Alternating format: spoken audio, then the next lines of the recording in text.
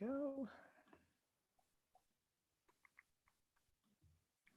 Hello, Steeler Nation, and welcome to your SteelerNation.com podcast, sponsored by Total Sports Enterprises. I'm your host, G.Stryker, and with me are both of our in-house draft gurus and Steeler Nation, Matt Papiernik and Ben Michaelian. Matt and Ben, how are you doing, gentlemen? Fantastic. Doing great, Strikers. That's great. And as we were noting a little earlier in the episode, we're happy to see that Ben is working on his draft beard. Since the last time we have spoken, it is looking magnificent. Every time I sneeze, I think mine grows the amount you've had so far, but it's fine. I'm happy with it. And of course, yours is coming along nicely. You're going to have to shave that off here for your wedding in a couple weeks here, Matt? No, she actually likes the beard. So I've had a beard for most of my adult life, so she likes it, and I get to keep it about maybe a little trimmed and a little more manicured. Nice. Perfection. So Steeler Nation, just want to quickly show you about our fun thing going off over here at our sponsors page at Total Sports Enterprises on Twitter at Total Sports ENT. All you have to do, the thing this week, I'm bringing up here on the vidcast, signed picture of Vance McDonald, and it looks like it's the one where he's putting the stiff arm on the Tampa Bay player on his way to his long touchdown run. Huge play, probably the play of his career. And you get a chance at that signed autograph Vance McDonald picture for free. All you have to do is follow at Total Sports Enterprises, at Steeler Nation, and at Yinzhers, YINZHERS. Retweet the post, and the winner will be picked on Thursday. So good luck, Steeler Nation. Thank you very much to Total Sports Enterprises for always looking out for all of our Steeler Nation podcasts and companies and being an excellent partner. And so now we get to draft time, and I'm so glad I have you guys back on the show. Thanks to you guys specifically, I am starting to get better at understanding where players are going to fit in, how this draft is going to shake down, because I love your insight. I love your breakdowns of the draft players and individual players on the site itself. Steeler Nation, you got to go over and check out the draft section that we have for some of the breakdowns for a lot of these players that look like they're going to be slotted into this area where it looks like the Steelers are going to be picking. And crike. I wanted to talk about one quick thing before we started getting into the draft. So I'm going to downshift a bit. 419, we had Vince Williams sign a 1-year contract with the Steelers. So I'm happy that since we lost both Tyson Alualu and Vince Williams, we've got them both back in free agency after losing them each for a period of time. So how do you guys feel about the depth now at both defensive line and inside linebacker with those additions? I would say relieved. Oh, so I'm sorry, Matt. You go ahead. Go ahead, Ben. All you, Ben. Ben All first. Right. Yeah, I was going to say it was a huge relief, especially the whole fallout with Tyson. I think was fun to kind of watch develop, and the noticeable trend of players wanting to come back for a lower price tag to help out the Steelers, I think is very encouraging as well.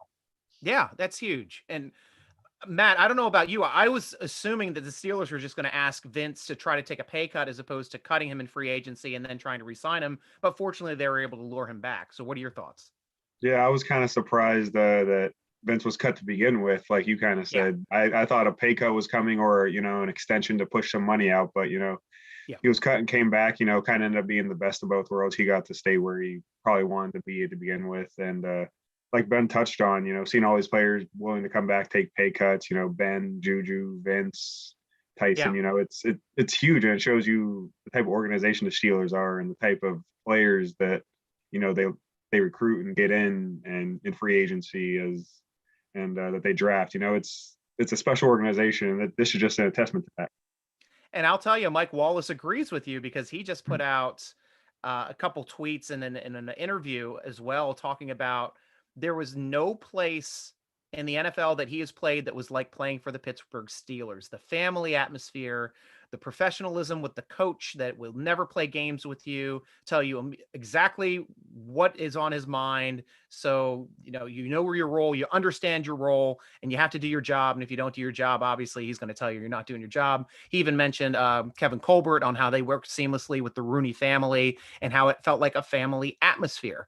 I mean, I assume going for that bigger money down in Miami, beautiful weather, beautiful women, not a family atmosphere. going up to Minnesota, hell of a lot colder, not a family atmosphere. And he did mention he enjoyed playing for the Ravens as well, but he still, just the situation in Pittsburgh for him was the absolute perfect blend of excellent coaching, excellent people across the board, family atmosphere, and just was the perfect place in his mind to play. And he played in a lot of places. So that says that, like you're saying, Matt, it says a lot for being a Pittsburgh Steeler and a reason why they come back. And another person that just came back, Josh Dobbs. So now the Steelers have 4 quarterbacks on the roster. Matt, I want to start with you this time. With 4 quarterbacks on the roster, how high do you think the Steelers are going to be at picking a quarterback this year? I honestly could see them not picking one at all and kind of going what they did with Hodges and just picking up someone out of as an undrafted free agent. When they got Duck, he kind of really put on, just gives you that camp body, gives you an extra scout team body. Mm-hmm. But unless, by some unique scenario where someone like Fields or Trey Lance or someone is there in the high teens or even at the pick 24, where they can get that heir apparent to Ben. I don't see them taking one in the middle rounds or even some of the late round guys. They have a good quarterback room. Ben, Mason, Haskins is almost kind of their late round quarterback, in my opinion, this year, that their undrafted guy to come in, be that upside guy, be that camp body. And then Dobbs, him and Ben get along great. So they have a full quarterback room, and I'd be surprised to see them draft one, like I said, unless something crazy happens.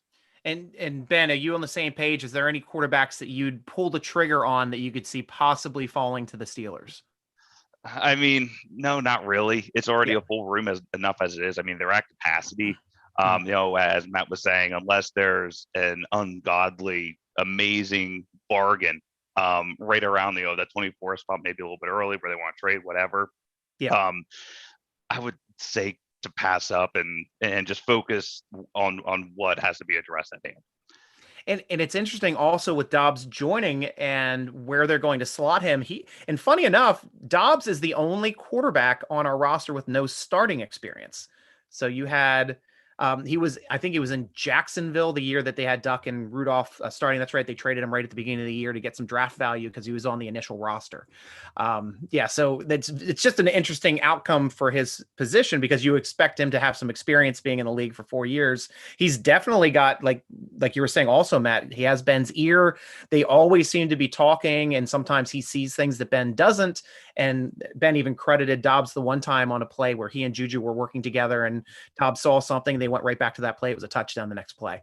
So, those types of things, even if he's going to be a practice squad quarterback, he's the type of guy that can still help out at home on game day and still try to be the best that he can be to making Ben's hopefully might be his final year, be the best that he can have. So to me, that was a fun pickup to have. And we'll have to see how the quarterback room shakes down now with Rudolph and the Haskins and Dobbs, because you do have veterans that are kind of question marks on who's going to be able to take that seat at number 2. I'm personally happy with the way Rudolph has progressed. I think he still has some room for improvement. I still think he can improve. I don't think he's hit his ceiling yet.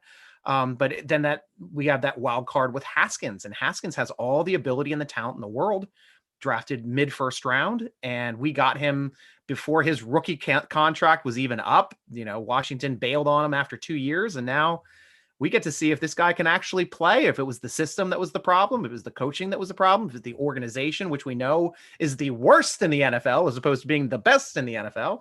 So we'll have to see what he has to say for coming in there. So at least from a college perspective, when you guys saw Haskins come into the draft a couple years back, what type of quarterback did he seem to you? And what type of system did you think he would fit in the NFL? And Ben, this time I'll start with you. Oh, I was going to say, if you want to start with Matt, because I know Matt is a lot higher, just based off his roots. Yes, Matt, please. We'll go with your roots. I forgot. Yeah, you're right there in the Ohio territory. So go ahead. Yeah, so being an Ohio State grad and, going to the games, watching Haskins play, he's as talented as any quarterback that was in the draft that year.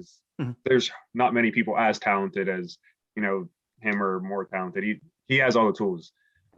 He only had 1 year starting experience, sat for a couple of years and then went to the NFL after his 1 year starting. So he was green. He still needed to learn the game a little bit, put up big stats in college, but he led the league led college football in screen yards that year. So, a lot of his yards were manufactured, kind of like this year. Even though I don't think the same issues arise, Trevor Lawrence led the league in screen yards, or led college football, I should say.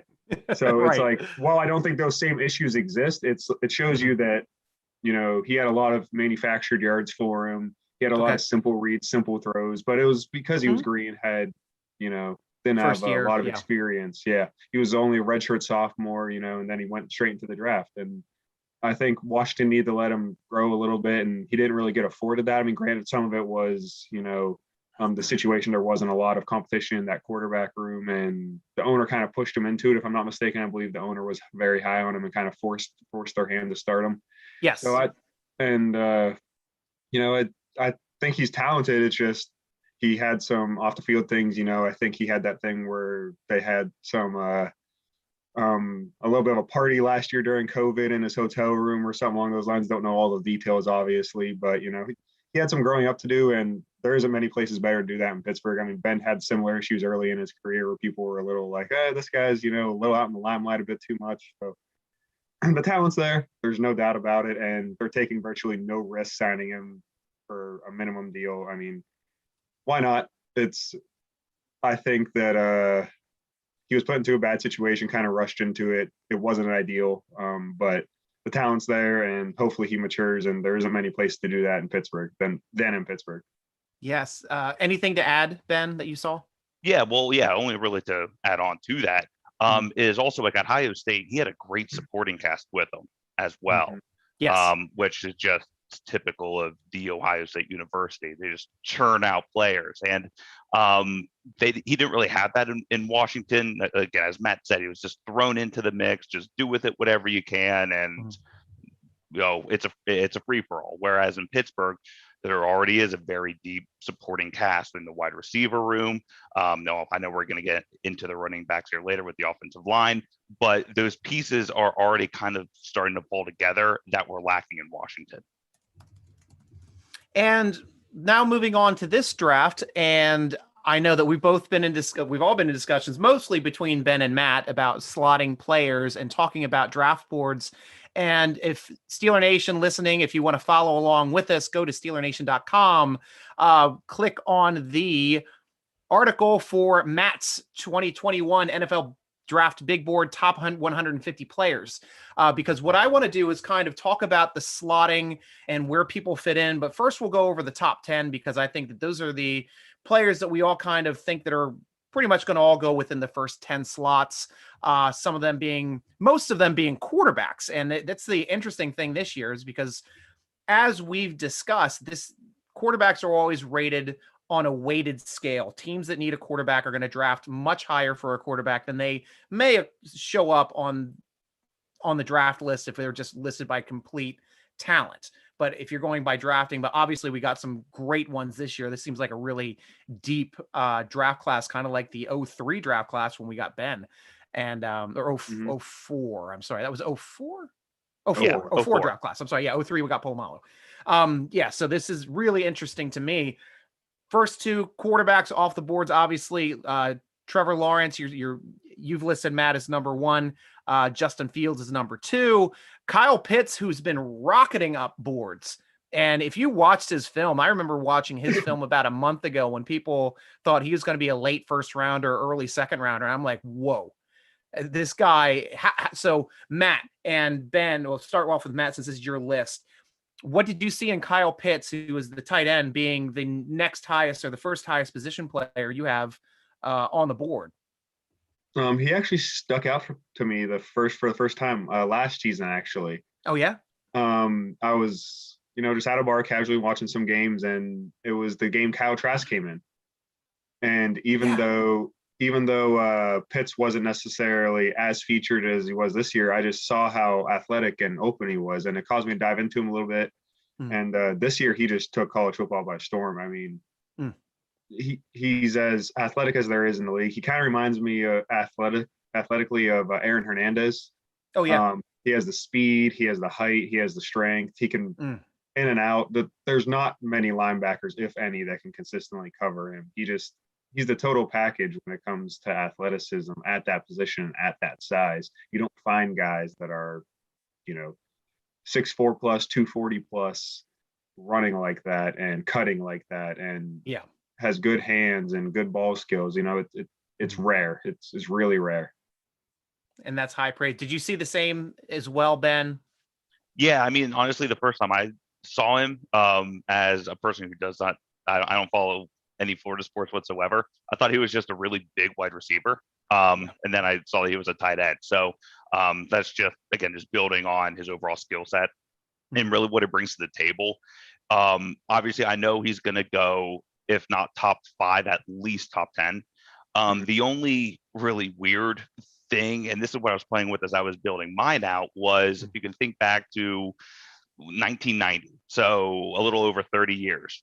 Yeah. If you look at the tight ends who went 1 overall, or I would say 1 overall, but in the first round, I mean, yeah, we have Heath Miller for us. There was Tony Gonzalez. There were some other players, but maybe 66, like 2/3%, really haven't really built out to anything. So it's one of those where if you see a tight end that's this high up, he's good. Otherwise, the team's just going to wait back in the later rounds and wait for their Travis Kelce, their Gronk, or a George Kittle type as well.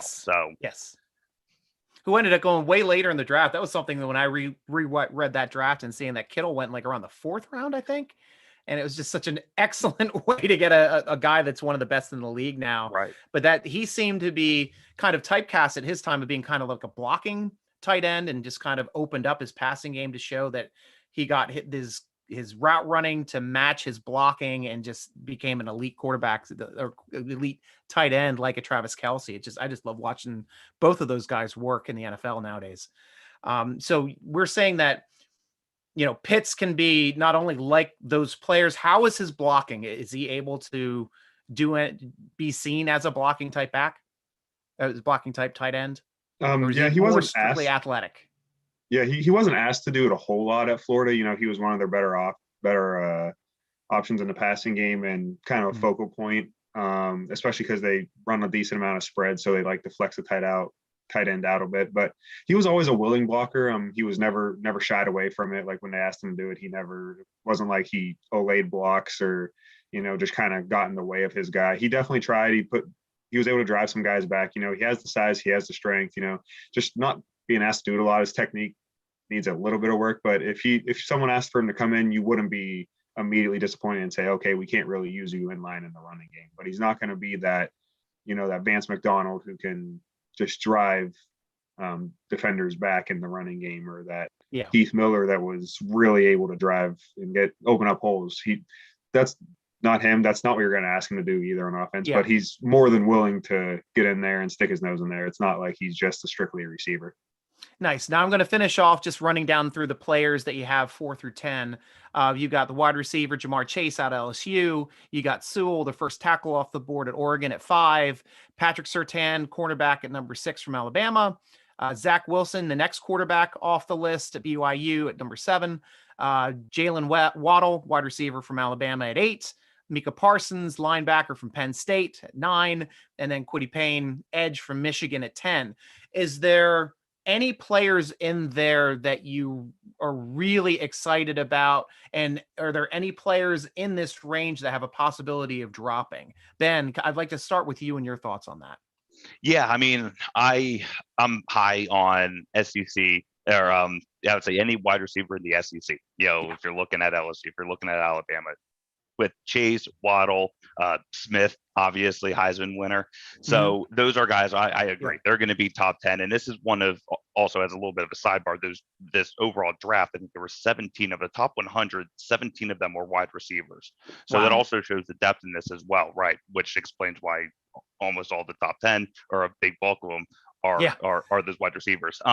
One is the one that I would really add, and this is where it's like that number 10 slot is Michael Parsons out of Penn State, being, that linebacker, where you had Paye, out of Michigan. So it's 2 Big Ten guys.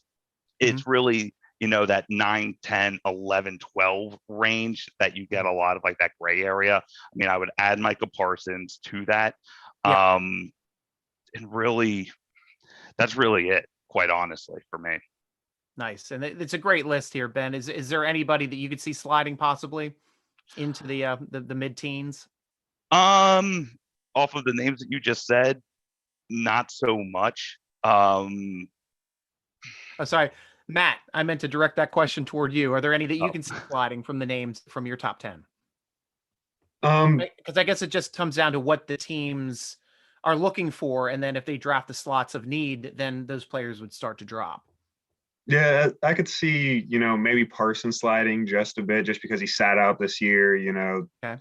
There were some questions about, what he needed to develop was mainly his instincts. He has the full package else in that, and sitting out for a year, you're not going to be able to really work on that. But I still don't see him falling far. Patrick Surtain maybe sliding a little bit just because teams may prefer one corner over the other. So he may slide to the second or third corner if they see J.C. Horn or, one of the others, up ahead of him. But yeah, I don't see a huge slide here. And then you always got a couple trade ups, people reaching for, pass rushers or tackles, or in this draft, maybe some of the wide receivers or a quarterback. But you could slide a little bit, but there's not a guy that you see an obvious slide here. Now we're going to talk about the slots that you have from 11 to 20. And these are probably also players that the Steelers have very little chance of getting unless they try to move up if somebody slides to a range where they're comfortable in moving up. And the number 11, you have Rashawn Slater, offensive tackle from Northwestern. 12, Devonta Smith, wide receiver, Alabama. 13, your next cornerback, we're talking about J.C. Horn from South Carolina. 14, Trey Lance, the next quarterback off the board from North Dakota State. 15, Elijah Vera Tucker, offensive tackle from USC. Then you have Trevin Mooring, safety from TCU. I hope I'm saying that correctly. I'm not as up on these drafting players' names as you guys are. And then we have 17, Christian Darrisaw, another tackle, Virginia Tech. Rashad Bateman, wide receiver, Minnesota. Christian Barrimore, defensive tackle, Alabama. And then Jeremiah Owosu Karamoa, linebacker out of Penn State, the very athletic linebacker out of Penn State. And is he the edge player? Mm-hmm. Yes. That gentleman? Yeah. Yes. Yeah. So there's a group right in there. I think personally I could see the Steelers maybe getting excited over Trey Lance, maybe J.C. Horn, maybe Jeremiah from Penn State. Are there any other players that you guys can see as a possible target? Matt, I'll start with you this time.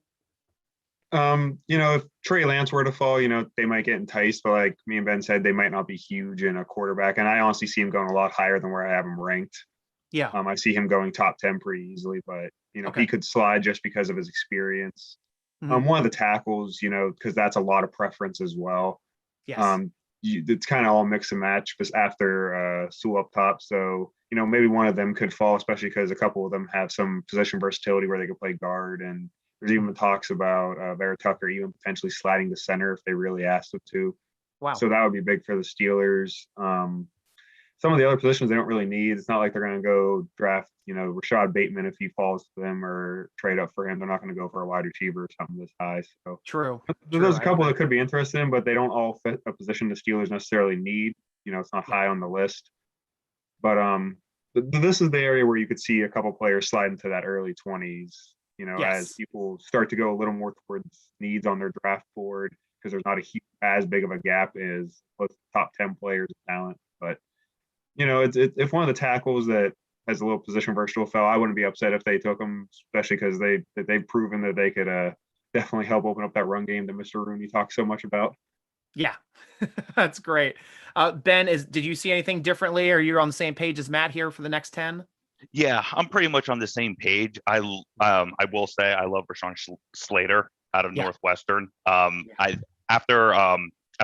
Sewell, I have him as my number 2 offensive tackle.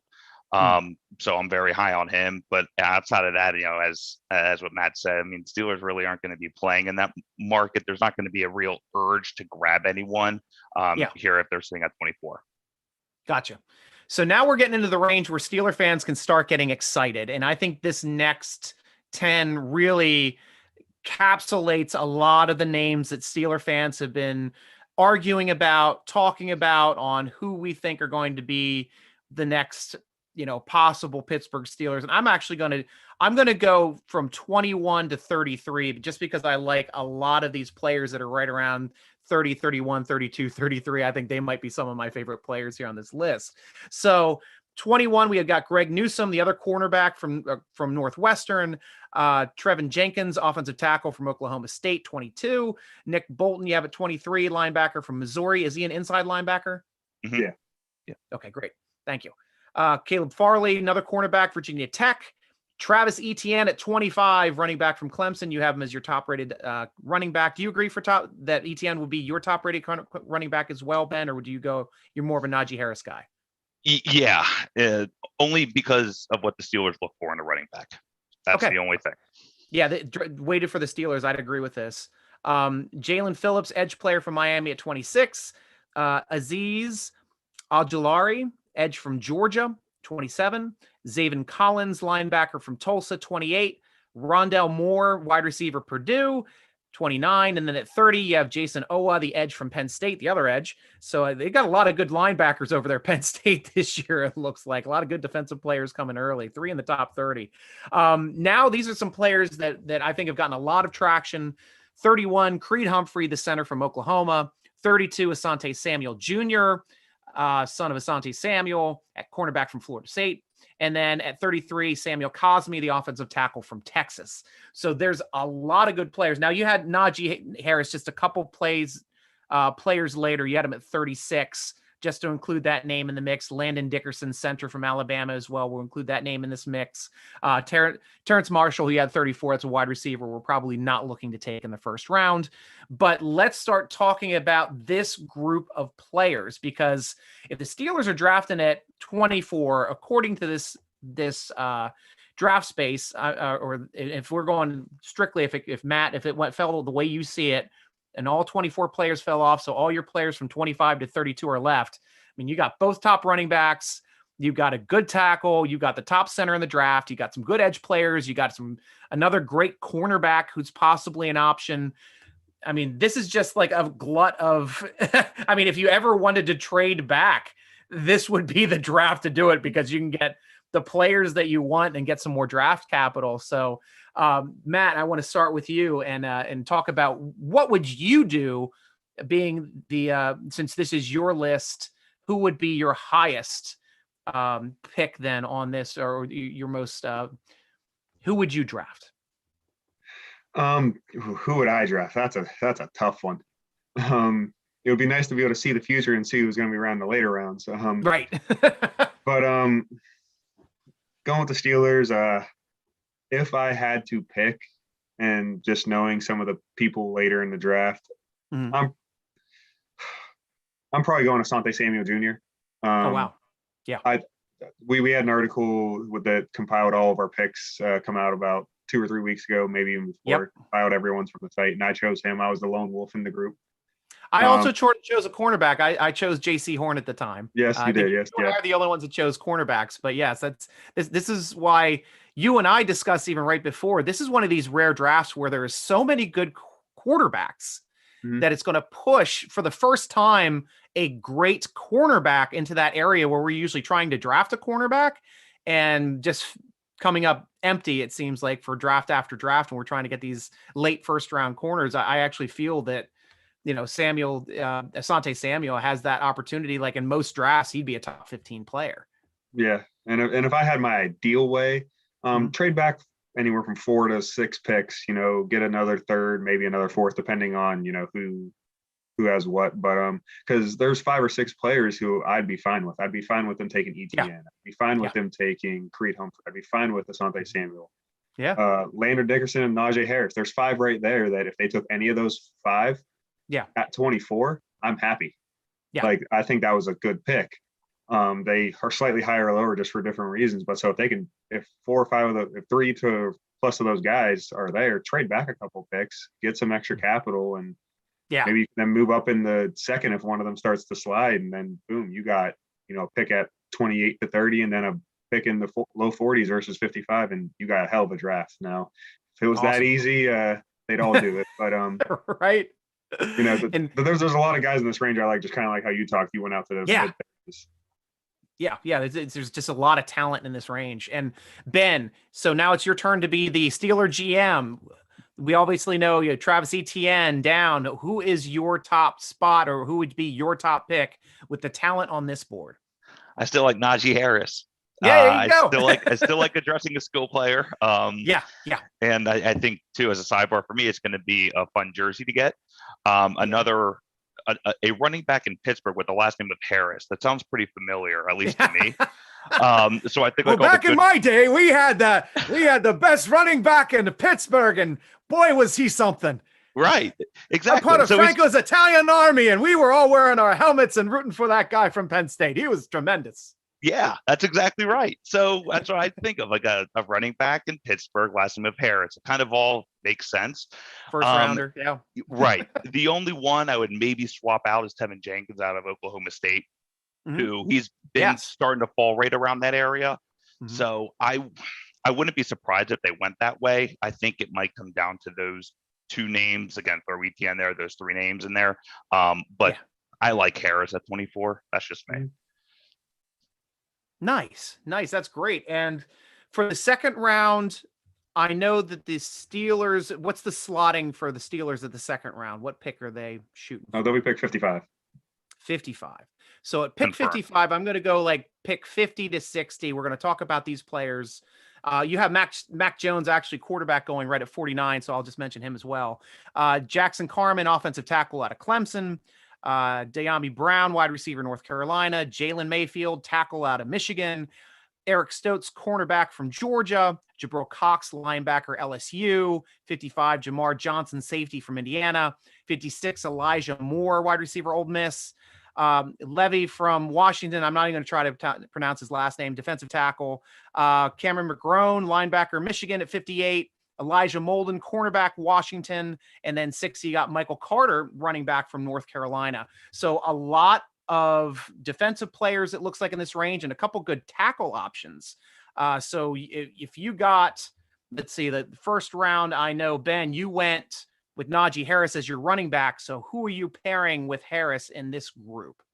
So I would be looking at the second batch of offensive tackles here for, in that 55th spot. I like Jalen Mayfield. There is one, Sam Cosmi. He's another one as well.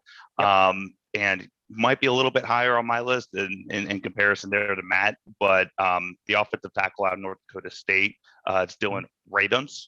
I probably said that correctly, but really I would address, again, if you are looking at Harris there in the first, I would look to address the offensive tackle there in the second. Very nice. Matt, who's your option now since you went cornerback in the first? Yeah, since I went corner, it really has to be offense here, whether it's offensive line or running back. I'm with Ben. I do like some of the offensive tackles. I'm just a little lower on where they truly need one. I think they're committed to Banner and Chooks out there. Agreed. At least for now, even though I wouldn't mind Dylan Radunz. I have him in the low 30s, I think, or, I wouldn't even mind if they took Jalen Mayfield. I think he has talent, but I'm probably going out of this group.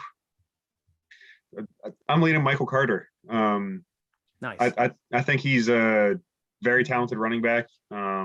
He's fast, he's quick, has ball skills, catching out of the backfield. If they're going to take a running back in the second round, I would really like him, especially in this general region. He has a skill set that would pair well, especially with someone like Benny Snell in the backfield, who's more of that bruiser.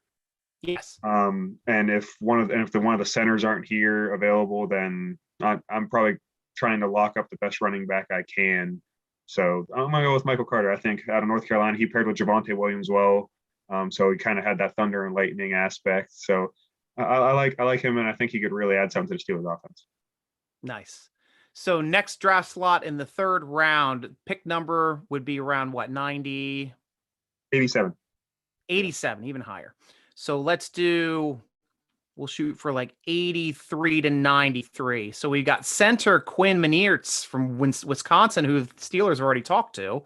You got an edge there, Ellerson Smith from Northern Iowa, Milton Williams, defensive tackle, Louisiana Tech, Amari Rogers, wide receiver from Clemson, Trey Sherman, running back from the Ohio State. I like how you put that there, Matt. They're showing your homerism.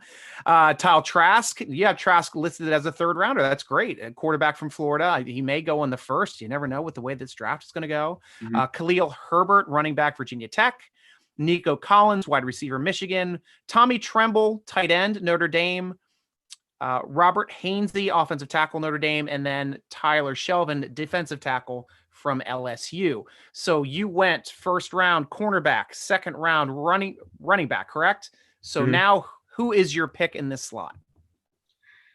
I'm probably leaning O-line now. So someone just above this as well, Josh Myers out of Ohio State, him or Quinn Mcnurts, if either of them are there. Yes. I'm fine with either of them. I'm really sure if that center position, you got BJ Finney there right now penciled in. I think he's better as a backup to both center and guard, but I think both of those. Finney is a spot player. He has never started more than, I think, 4 or 5 games in a season. So he's not a starter. So I'm hoping that they find somebody that can come in and help him out in the season, because I don't see him finishing the entire year personally. Yeah, so I'm probably rolling with one of those centers. If they don't go running back, I like both the running backs you mentioned, Trey Sherman and Cleo Herbert here. Nice. I like them both a lot as well, but I already selected that, and you don't need that many running backs. Right. So I'm going with one of those two centers, whoever's there out of Quinn Mcnurts or Josh Myers, if either of them are there. I'm hoping. Okay, and Ben, you went running back first. You went offensive tackle second. Who is your third? So I'm kind of torn between a center and a cornerback at this spot, almost like a backfill of what Matt said. Where, I mean, obviously, and as you had just said, the center is a huge, I'm going to say a pain point, but a definite need there on the front end. And I love Quinn Mcnurts as well. I think he's just watching his workout videos. He's an animal. He's an animal. He's so much fun to watch. And you really don't want to bank necessarily on getting some good depth at center in the later rounds. I mean, Trey Hill, I have kind of just like lingering in there out of Georgia, and Michael Manette out of Penn State. I really don't see him being available or being more available there in the 5th round. So that's where you start to get into that weird territory. So that's why I'm starting to look a little bit more on the corner side.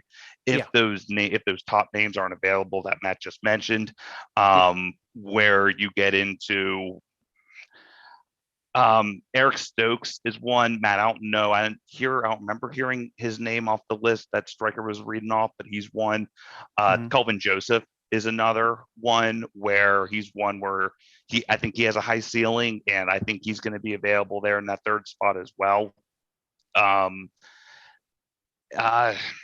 really that's about it. So I would go either center or corner, quite honestly.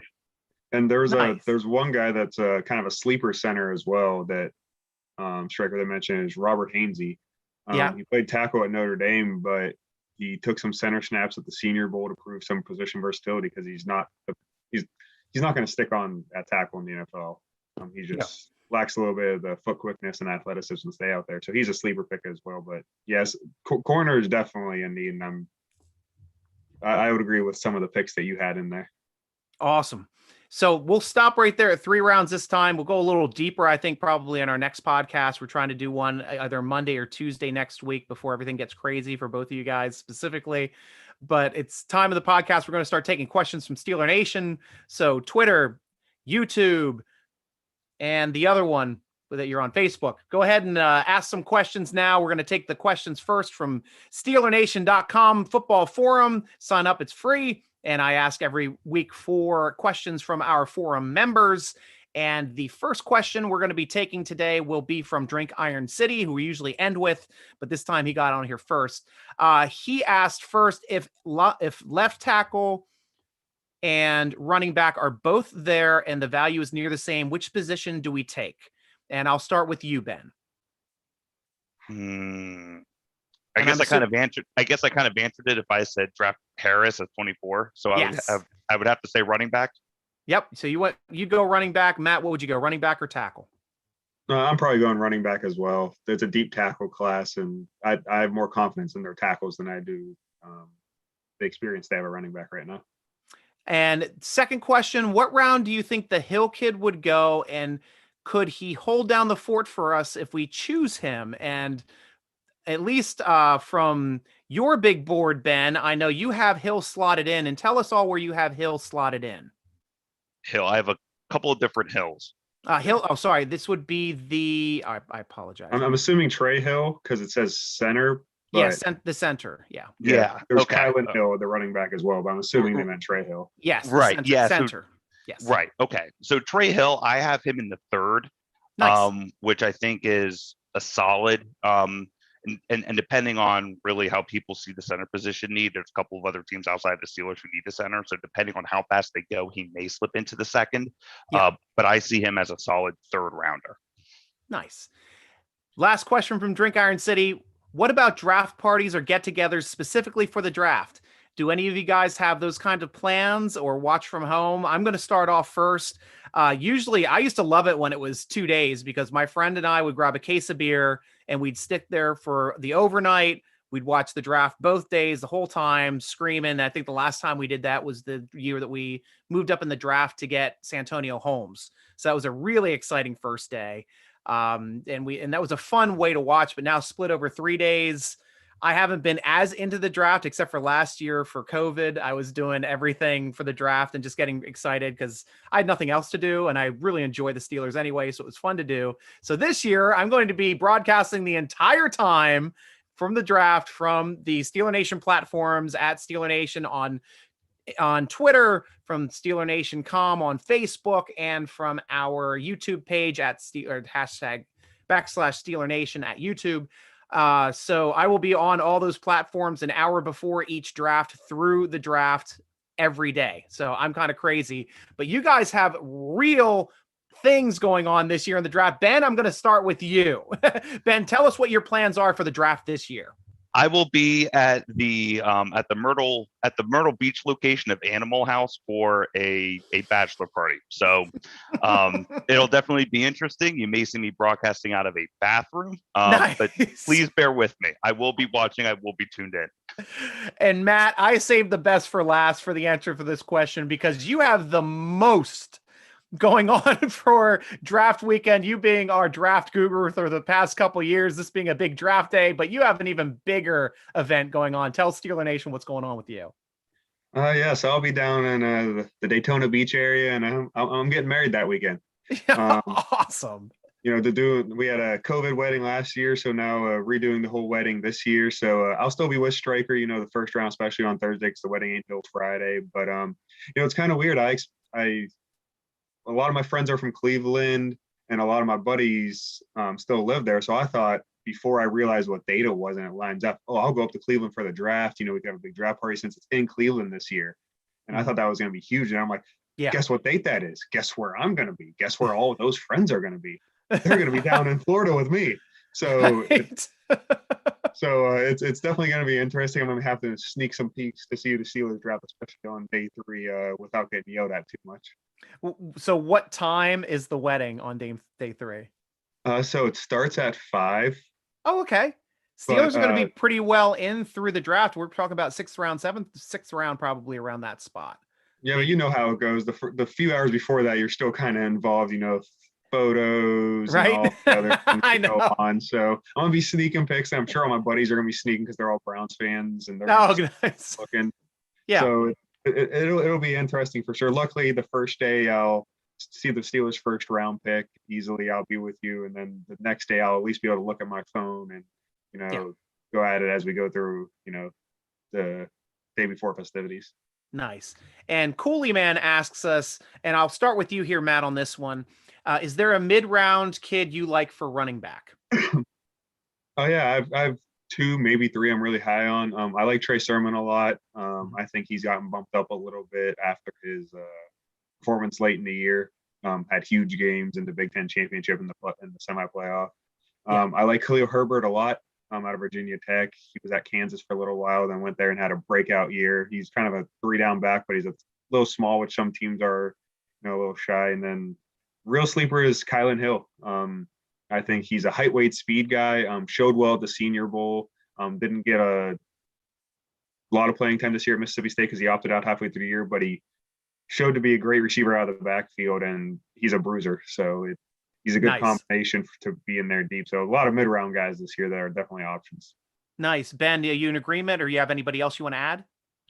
I mean, this is where you get into like the skill players, and this is where like you start seeing those names of the flashbacks of like Gronk and all those big names that we've used to being seen. So I do like Cleo Herbert and Trey Sherman. Mm-hmm. I am a little bit higher on Kenneth Gainwell out of Memphis, who's a running back. Yeah, he's one that's starting to creep up a bit. Another one that's a safety is Richie Grant out of UCF. Okay. And he's one that's starting to trend upwards as well. And he's one, actually, I think it was Mel Kiper Jr. out of ESPN, had a piece that featured him where he's starting to creep up as well there. He's going to fall, I think, right in that mid to late third round, fourth round type of area. And he's a safety. Okay. And we were talking about running back specifically for this spot. Oh, sorry. Sorry. I just get excited. I know it's draft time. This is what you guys are born for. He'll hit a couple running backs. Yeah, you did. So. Yeah, it's Kenneth Gainwell. So I'll come back with you, Ben. If Peyton Turner is there in rounds 3 or 4, do you take him? And I imagine he's a Houston guy. And according to your big board, where do you have him slotted personally? So we can kind of tell our resident Houston maniac and resident Cougar Cooley what's going on there. Is it me? Yes, Ben. Oh, okay.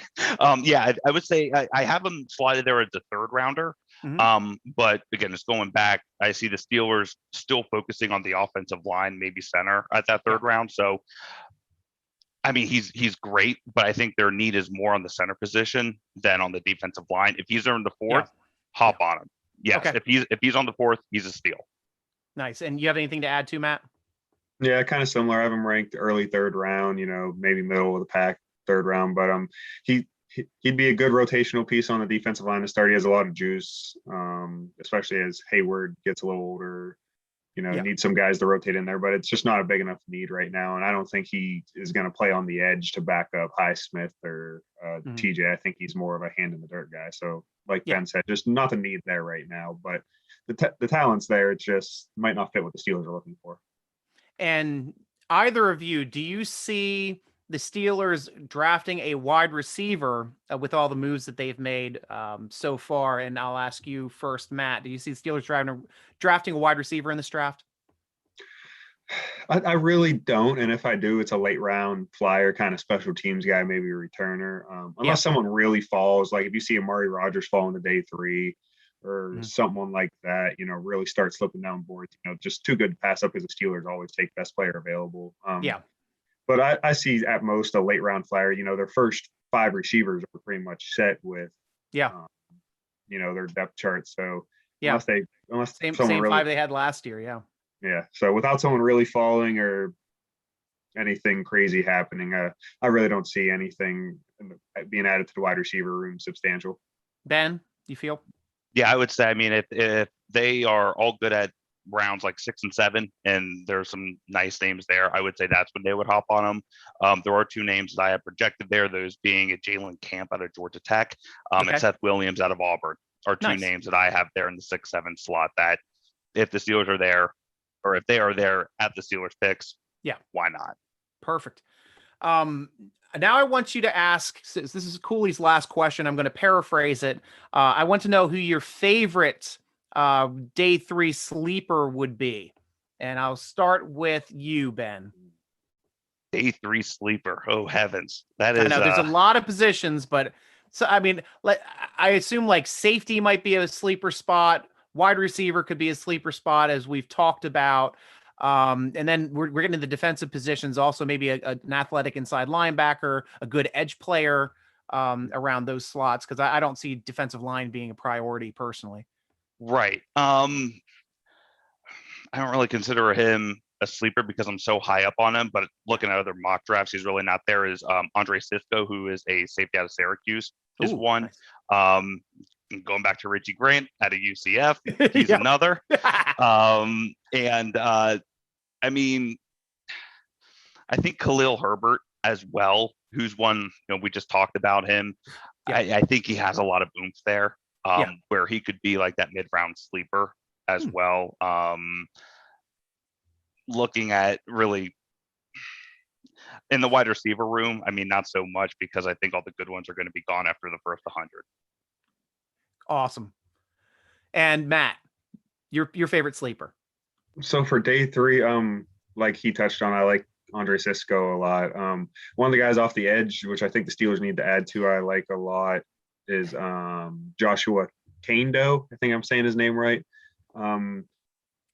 He reminds me, when you look at his stats physically, he just reminds me of all of a combination of Bud Dupree, TJ Watt, and Alex Highsmith all mashed together. They're height, weight, speed, strength, everything. He's a great run defender, physical, out of Florida State. He could really be that next outside linebacker in the 4th round to back up Highsmith and TJ Watt.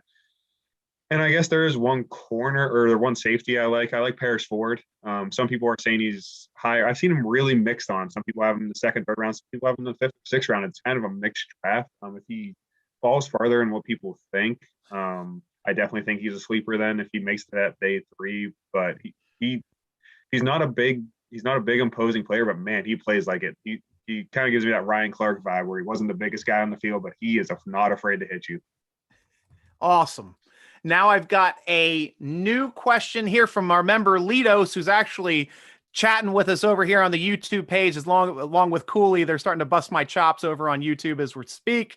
And Lidos asks, what would your top tackle be at 124 that you just could not pass on? And Matt, I will start with you.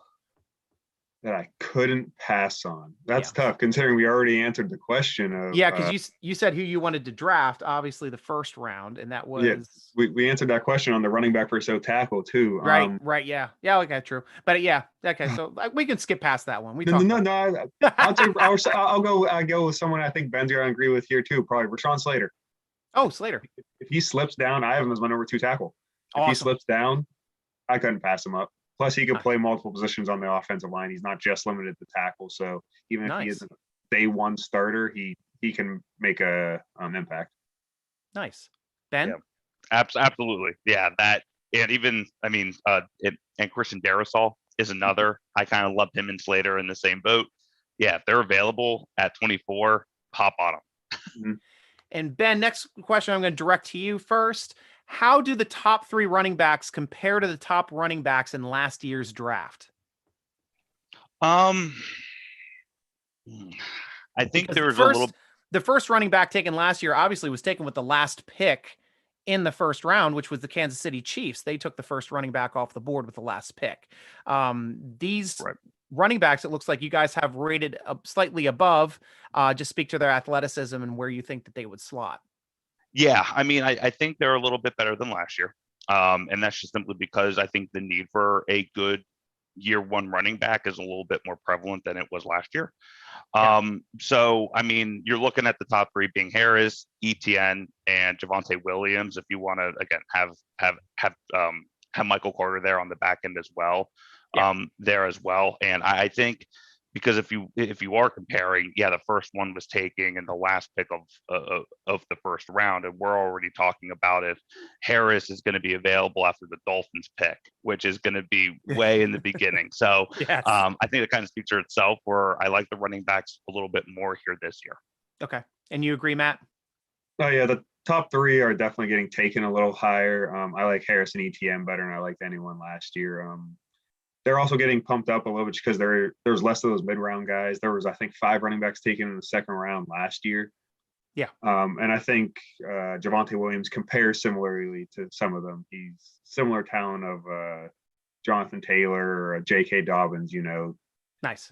Slides right into that 2nd round grade, but I think Harris and Etienne are better than either Clyde Edwards-Helaire or DeAndre Swift were.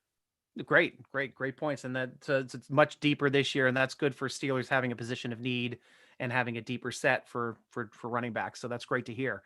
Slash Steel then asks a question, and this one's directed for me. He says, can we see a picture of the RV, and will you be doing podcasts in it? I have just purchased a Class C RV. Yes, I will post some pictures here pretty soon at SteelerNation.com, probably in the general discussion forum, since it isn't football related, but I will say when I stayed at my first RV campground in North Carolina last week or the week before, I'm sorry, they did have Wi-Fi. So yes, I could do on the scene reporting through the Wi-Fi and do on the scene podcast from there. So that maybe we'll have to work that into the football season. That would be a lot of fun. Slash Steel also asks, Steelers usually draft for best position of need. What positions do you see possibly in the first, and which ones would you eliminate? So let's talk about the elimination of positions, that since we've been talking about so many positions of need and what we think BPA may be. Ben, this time I'll start with you. What is let's say three positions that you would eliminate, at least in the first round, that we're probably not going to take? I'd say quarterback, wide receiver, okay, and I guess anything along the defensive line. Yep. Yeah. And Matt? Yeah, definitely quarterback and wide receiver. I guess the only thing I might say instead of D-line is safety, but even that, and that's just as much as the availability as them not needing them, because there's only one or two safeties even potentially there. But yeah, Ben hit it on the head. Yeah, I mean, I don't have anything to add, so I'll just say long snapper, kicker, and punter. Those are three positions we are definitely not drafting in the first round.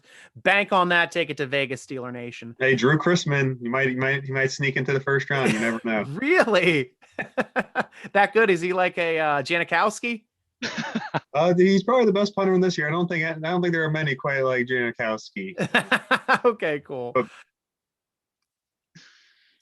Ike Kelly says, Cope, how about some dialogue amongst you three regarding how no one, not even the national media experts, are talking about all the players who opted out or didn't play last year will be so far behind everyone else that their impact this year will be minimal at most.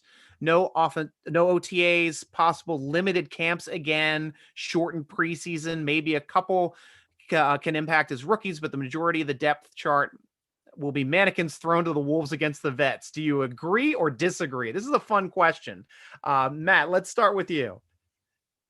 We've touched on every over the last podcast or two that we've been on, how it may affect players a little bit. I don't think it affects the top players as much, the Jamar Chase or the Parsons, they might slide a little bit, maybe not Chase, but Parsons has a chance to slide a little bit, but it's really those mid-round guys who sat out the entire year or opted out halfway through.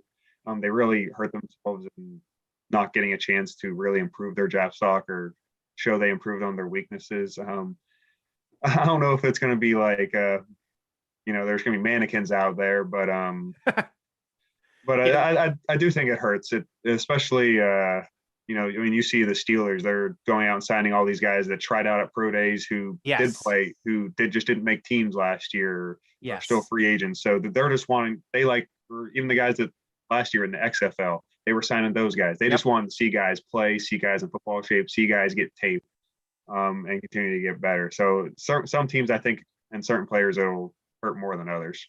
Yeah, just going out and getting their undrafted free agents in advance that they have tape on, that have some extra experience, and the XFL being a big part of that. And they really took advantage. That's good points.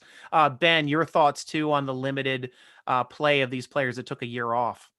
Yeah, I mean, obviously that's why there's so much pressure on the pro days now as well. And that's why you also see some of those top 10 guys, even top 25, where they're having more than one pro day. Here, just to get as much exposure as possible to those NFL scouts and coaches, as much as I can before the draft itself. And even like looking a little bit beyond the road, and this is going to be a little bit weird to say, but I am, if not as excited, a little bit more excited for the preseason as I am the actual season itself, just to kind of see, those individuals who decided to either sit out or they really weren't able to have a full season, depending on which conference they were in. And then, those teams taking a chance on them. And then how are they going to perform at that next level? I think that's going to be, again, I'm more excited about the preseason, which is weird to say, I know. But that's where we're going to be able to tell of, our answer of if there was a huge lag time or a huge negative effect on these individuals or not. Yeah. And I'm with you too, Ike. I'm still kind of taken aback on the fact that there's going to be no OTAs. Everybody's opted out of voluntary, at least, well, that doesn't involve the rookies that are coming in, but virtual off season again. If that happens, it's going to be a setback for these guys that have been out for a year. And now we have a shortened 3-game preseason to get these players up to speed. So that's going to be another factor and a tougher evaluation for these players on where they're going to slot in and when they're going to start being starters in the NFL. So we'll have to see how it works out, because this is another unique year, kind of in a different way, but at least there's more of a light at the end of the tunnel. We look like we're going to have fans this year. So I'm excited, very, very excited with the way things are going to shake out this season. Final question is might be more of a statement, but it's always a fun one. We're going back to Drink Iron City to finish on it. Ben, I'll start with you. If Carl Lewis was in his prime, could he actually beat our guy who runs to the podium? Yes. Matt. Yeah. I feel like there needs to be more of that question. It's just a great insight on how the Steelers always seem to instantly be at the podium when their timer starts, as opposed to everybody in the NFL that seems to wait to maybe getting that gotcha. draft trading going on, something. But the Steelers first round, it's like Steelers are on the clock and Steelers are at the podium. The pick is in. Let's see who they got. I guess that's a testament to who they always know who and confident or who they're selecting. So they get up there nice and quick. So yes. Yeah. They know they're slotting. They don't want to dicker, I guess, if they got somebody who they think is their best one. But Jarvis Jones was the first one. I think they really did it for it. So everybody's been pretty hard on the Steelers for coming up to the podium quickly after that Jarvis Jones pick. But they've gotten some other good picks after that. Watt being an awesome one, Shazier being a great one. So I can't really say that the fact of them getting to the podium quickly is their factor, but it would be interesting to see if they sat around for 5 minutes of their time.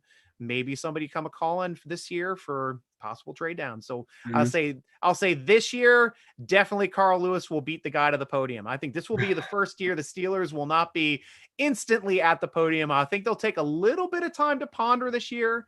Might work out a trade, especially if it's as talent heavy as we are anticipating, both Matt and Ben with their talent evaluations, seeing all this talent down here around where the Steelers are going to be picking. Might be smart to bank on some extra picks and maybe slide a couple slots. So love the question. And that's pretty much it. Steeler Nation, everybody got on the line is pretty silent on the other than just busting my balls over on YouTube right now currently. So no real questions, so we can ignore them. I'll see you guys later on. So thank you very much, Ben. Thank you very much, Matt. Yet again, we'll talk here right after we get off to figure out when we're going to have our next podcast next week. And then I will post that on the Steeler Nation Twitter and Facebook pages so everybody can plan and be part of this great conversation. So be sure to start following Ben, or keep following Ben at the Ben Sauce _duh on Twitter. That is TheBenSauce_DUH, and Matt Papiernik over on Twitter at Matt_Papiernik, MATT_PAPIERNIK. Thank you very much, gentlemen, for being on the show yet again with me to make it seem like I know what I'm doing when the draft is involved. Are there any big articles coming out soon for what you guys are working on that we can look forward to from SteelerNation.com? And Matt, I'll go with you first because you got to win. I have a mock draft out. I have my big board out. I'll be doing another mock draft between now and then. Awesome.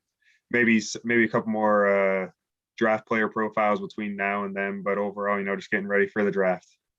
Ben. Yeah, same. I'm just going to be pumping out draft profiles. I may try and figure out how to get all of this into a graphic for everyone, which is my draft board. Yes. But outside of that, it's just going to be draft profiles. Hey, you get multiple, just do multiple articles. You get one for defense, one for offense, set them both. Steelers fans, you can't go wrong with lots and lots and lots of information. Thanks to our draft gurus, Matt and Ben over at SteelerNation.com. So be sure to come over and read those great articles that are coming out, as well as the ones that are currently out. Like we said, Matt's top 150 just dropped. And a lot of their player profiles they're dropping daily. So please come on over and check as often as you can to be up and in the know as I am now. That's the draft approaches here next week. Tweet us at Steeler Nation. Instagram is at SteelerNation.com. Follow the Steeler Nation podcast on Twitter at _SN podcast, or follow me if you want to see me post pictures of my beard and my dog on Twitter and Instagram at SNStryker, Stryker spelled with a Y. Thank you for joining us. The SteelerNation.com podcast, sponsored by Total Sports Enterprises. I'm your host, G.Stryker, with Matt Papiernik and Ben Michaelian, rooting along with you as always. Go